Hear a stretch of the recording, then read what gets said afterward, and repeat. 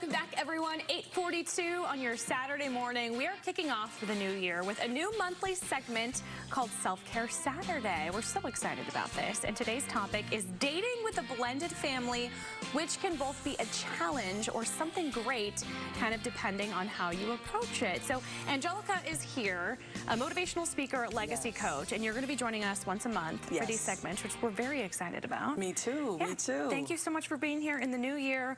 Going to start it off on a good note. So let's talk a little bit about blending families. I mean, the normal sort of family model is kind of out the door, and families look different all over the place now. They do.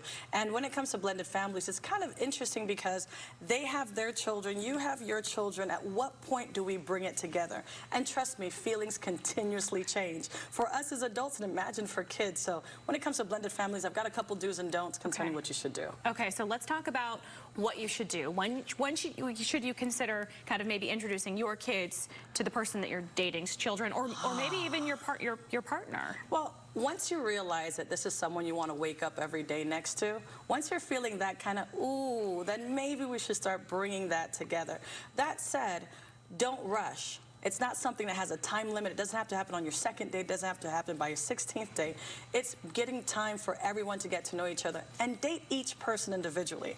Get a chance once you meet them to know them and be vulnerable. And I imagine it also kind of depends on the age of the children as well. If it's super young kids, maybe it's something hard for them to understand. But it's usually, even when they're younger, easier for them to meet a new friend, a new person, versus a 16-year-old or a just hit puberty teenage girl. Trust me, the stories change. Bring help. That's the other do.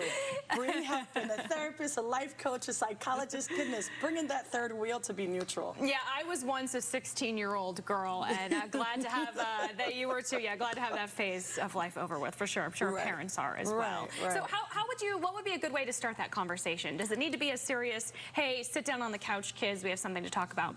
No, not necessarily. It could be done within a game setting. Let's say we're playing Uno or Monopoly, and you invite some friends over to play Uno. It doesn't always have to be just with that person alone. You can bring a slew of friends around so that it's something that's more copious and normal versus, hey, this person here is now your dad or is now your mom. No, don't start there. But enjoy it. Create a fun moment. Play a game. Throw some balls. Play soccer. You know, and create a space where laughter and learning is happening. Would it be better to maybe it comes to a point where you're with your significant other and you say, hey, maybe it's time for our kids to meet. Maybe go to a park. Go to like a location that's you know, not on someone else's sort of territory. Yes, neutral ground where everyone can still be their open self, and especially if it's something the kids are interested in doing anyway. So let's pretend they like to play soccer, they like to play football or baseball. Let's go to a batting range and have a good time out there. And then, hey, much easier to deal with something while you're having a good time. I was just looking at that list of do's and don'ts, and one of the don'ts was about not having high expectations. Oh, my God. Please don't. Please don't. Not only from the kids, but for the adults. Everyone's adapting. Feelings are constantly in flux. And if they're hitting puberty, it's happening regardless. So make sure that you're giving yourself that grace, that peace, and understanding that it's going to be okay. This takes time. Let's walk through it. Yeah, it can be a really tough conversation, a really tough thing to have sort of new family members, new people in your life. I think that not having high expectations, not that you should have low expectations in life, but that's probably good advice no matter your situation. Very true. It transcends all conversations and relationships with people. But also the cool thing is, don't hesitate to have the hard conversations. Don't run away from them, because there needs to be a safe space where we can have this conversation. And at the end of the day, enjoy the journey. It's worth it. I am a result of that. I don't know if I told you. Oh, okay. Yes. Oh, really? I am in a blended family. Okay, so you know firsthand. And what was that like for you guys? Well, it was interesting because the children were hitting that 14, 16 age, so we had that normally is difficult whether I was a maternal mom, literally, or I was a stepmom.